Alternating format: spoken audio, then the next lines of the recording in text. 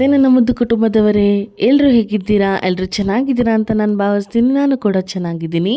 ಇವತ್ತು ನಿಮಗೆ Christmas special ಆಗಿ ಇನ್ನೊಂದು ರೆಸಿಪಿನ ತಂದಿದ್ದೀನಿ. ಇದು ಕಲ್ಕಲ್ ಮಾಡೋದು ತುಂಬ ಸುಲಭ. ಹೇಗೆ ಅಂತ ಹೇಳಿ ನೋಡೋಣ ಬನ್ನಿ. ಮೊದಲನೇದಾಗಿ ನಾನಿಲ್ಲಿ ಒಂದು ಮಿಕ್ಸಿಂಗ್ ಬೌಲ್ನ ತೊಗೊಂಡಿದ್ದೀನಿ. ನಾನಿಲ್ಲಿ 1 ಕಪ್ ಆಗೋಷ್ಟು ಮೈದಾ ಹಿಟ್ಟನ್ನು ತಗೊಳ್ತಾ ಇದ್ದೀನಿ. ಅದಕ್ಕೆ 1/4 ಕಪ್ ಆಗೋಷ್ಟು ಪೌಡರ್ ಶುಗರ್ನ ತಗೊಳ್ತಾ ಇದ್ದೀನಿ. ನೀವು ಸಿಹಿನ ನೋಡಿಕೊಂಡು ಹೆಚ್ಚು ಕಮ್ಮಿ ಮಾಡ್ಕೊಳ್ಬಹುದು. ನಂತರ ಇದಕ್ಕೆ 1 ಸ್ಪೂನ್ ಆಗೋಷ್ಟು ಬಿಸಿ ಎಣ್ಣೆ ಅಥವಾ ನೀವು ತುಪ್ಪ ಅಥವಾ ಬೆಣ್ಣೆ ಸಹಿತ ಹಾಕ್ಕೊಳ್ಬಹುದು. ಬಟ್ ಬಿಸಿ ಮಾಡ್ಕೊಂಡು ಹಾಕ್ಕೊಳ್ಬೇಕು. ಹಾಕಿದ ನಂತರ ಇದನ್ನು ಸ್ಪೂನ್ನ ಸಹಾಯದಿಂದ ಈ ರೀತಿಯಾಗಿ ಮಿಕ್ಸ್ ಮಾಡ್ಕೊಳ್ಬೇಕು.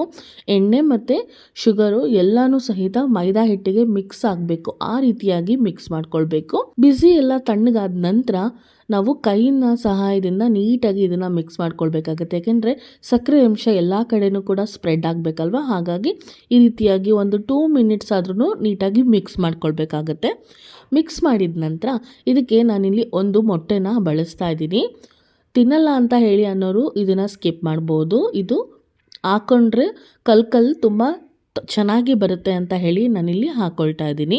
ನಂತರ ನೀಟಾಗಿ ಇನ್ನೊಂದು ಸಲ ಮಿಕ್ಸ್ ಮಾಡ್ಕೊಳ್ಬೇಕಾಗತ್ತೆ. ಈ ಎಲ್ಲ ಮೊಟ್ಟೆ ಮತ್ತು ಎಲ್ಲ ಸಹಿತ ಮೈದಾ ಹಿಟ್ಟಿನ ಮಿಶ್ರಣ ಜೊತೆಲಿ ನೀಟಾಗಿ ಬೆರ್ಕೊಳ್ಬೇಕು. ಹಾಗಾಗಿ ಈ ರೀತಿಯಾಗಿ ನೀಟಾಗಿ ಮಿಕ್ಸ್ ಮಾಡ್ಕೊಳ್ಬೇಕಾಗತ್ತೆ. ನಾನಿಲ್ಲಿ ಮೊಟ್ಟೆನ ಬಳಸಿದ್ದೀನಿ ಮತ್ತು ಮೈದಾ ಹಿಟ್ಟನ್ನ ನಾನಿಲ್ಲಿ ಕಮ್ಮಿ ತೊಗೊಂಡಿದ್ದೀನಿ. ಹಾಗಾಗಿ ನನಗೆ 1-2 ಸ್ಪೂನ್ ಆಗೋಷ್ಟು ಹಾಲು ಇದಕ್ಕೆ ಸಾಕಾಗುತ್ತೆ ಕಲಿಸ್ಕೊಳ್ಳೋದಕ್ಕೆ. ನಾನಿಲ್ಲಿ 1 ಕಪ್ ತೊಗೊಂಡೆ ನೋಡೋಣ ಅಂತ ಹೇಳಿ. ಆದರೆ ಇಲ್ಲಿ ನನಗೆ ಜಾಸ್ತಿ ಬೇಕಾಗಲಿಲ್ಲ. ನನಗೆ 1-2 ಸ್ಪೂನು ಆಯಿತು.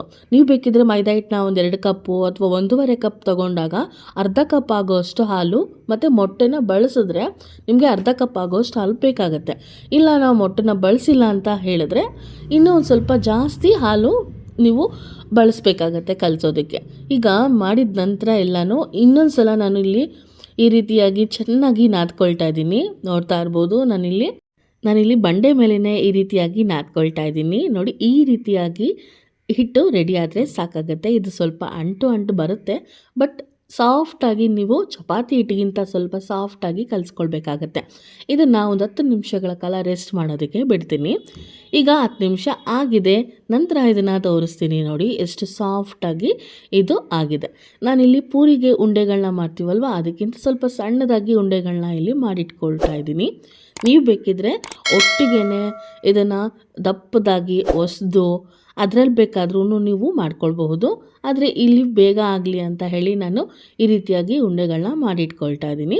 ಇಲ್ಲೂ ಕೂಡ ಉಂಡೆಗಳನ್ನ ಸಹಿತ ಇಷ್ಟೇ ಮಾಡ್ಕೊಳ್ಬೇಕು ಅಂತ ಏನೂ ಇಲ್ಲ. ನೀವು ಯಾವ ಒಂದು ಶೇಪ್ನಲ್ಲಿ ಕಲ್ಕಲ್ನ ಮಾಡೋದಕ್ಕೆ ಹೋಗ್ತಿರೋ ಆ ಒಂದು ಶೇಪ್ಗೆ ನೋಡಿಕೊಂಡು ನೀವು ಹೆಚ್ಚು ಕಮ್ಮಿ ಮಾಡ್ಕೊಳ್ಬೋದು. ನಂತರ ಇಲ್ಲಿ ಸ್ವಲ್ಪ ಎಣ್ಣೆ ಮತ್ತು ಫೋರ್ಕ್ ಇರುತ್ತಲ್ಲ, ಆ ಫೋರ್ಕ್ನ ತೊಗೊಂಡಿದ್ದೀನಿ.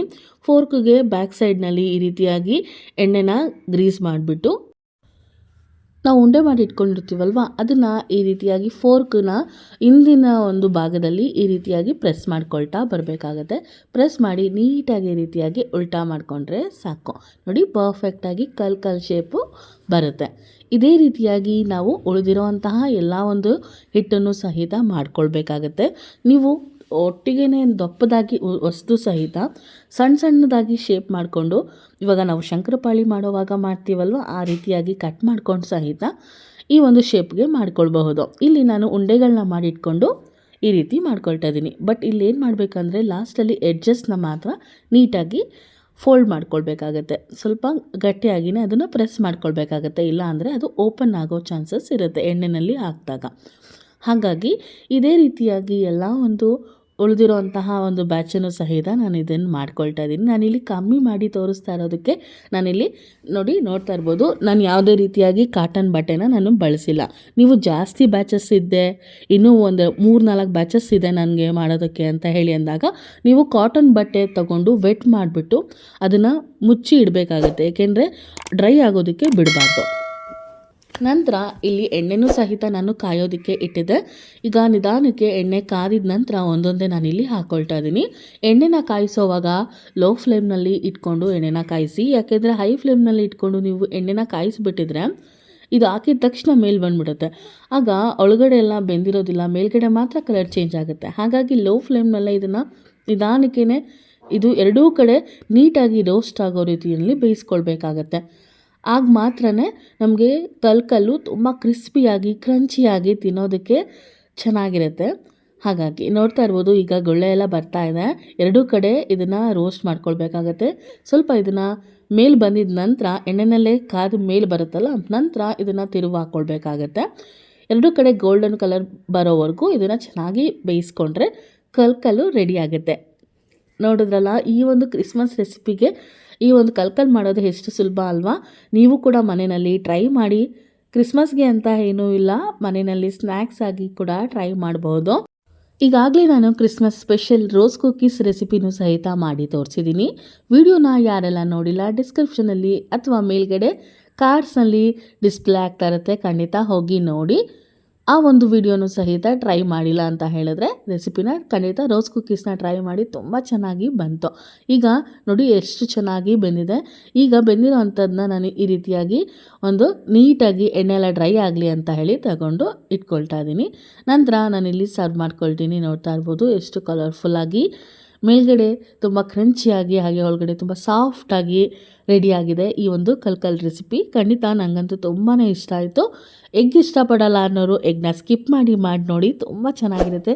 ಖಂಡಿತ ನೀವು ತುಂಬ ಇಷ್ಟಪಟ್ಟು ತಿಂತೀರಾ. ನೋಡಿ ಎಷ್ಟು ಗರಿಗರಿಯಾಗಿ ಬಂದಿದೆ. ನೋಡಿದ್ರಲ್ಲ, ಇದಾಗಿತ್ತು ಇವತ್ತಿನ ಈ ಒಂದು ವಿಡಿಯೋ. ಮತ್ತಷ್ಟು ಹೊಸ ರೆಸಿಪಿ ಜೊತೆ ನಿಮಗೆ ನೆಕ್ಸ್ಟ್ ವಿಡಿಯೋದಲ್ಲಿ ಸಿಗ್ತೀನಿ. ಅಲ್ಲಿವರೆಗೂ ನಮ್ಮ ಚಾನಲ್ನ ಇದೇ ರೀತಿ ವಾಚ್ ಮಾಡ್ತಾ ಇರಿ ಅಂತ ಹೇಳ್ತಾ ವಿಡಿಯೋನ ಮುಗಿಸ್ತಾ ಇದ್ದೀನಿ. ವಿಡಿಯೋ ನೋಡಿದ್ದಕ್ಕೆ ಥ್ಯಾಂಕ್ ಯು ಫಾರ್ ವಾಚಿಂಗ್.